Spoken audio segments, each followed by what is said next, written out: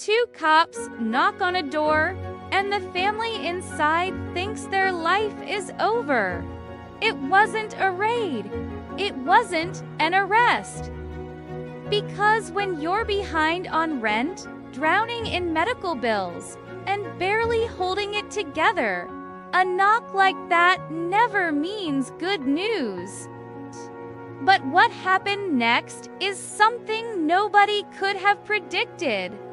Inside that apartment was a mom working double shifts, a dad recovering from an injury, and two kids trying to pretend everything was fine.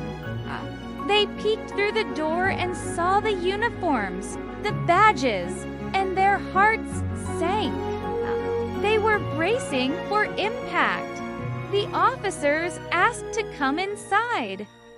The dad's hands were shaking.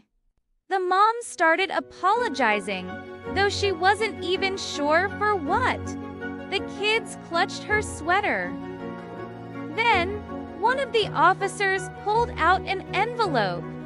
Everyone assumed it was an eviction notice, but it wasn't. Inside were keys. Not to a squad car, not to a courtroom. They were keys to a house. A real house in a safer neighborhood, with the rent covered for an entire year. In that instant, everything changed. Fear turned into disbelief, and disbelief turned into tears of pure joy. The mom collapsed into sobs. The dad couldn't even finish saying thank you. The kids just whispered, "Is it really ours?" But here's the part of the story most people miss. Months earlier, on a freezing cold night, one of those same officers had been on duty outside their building.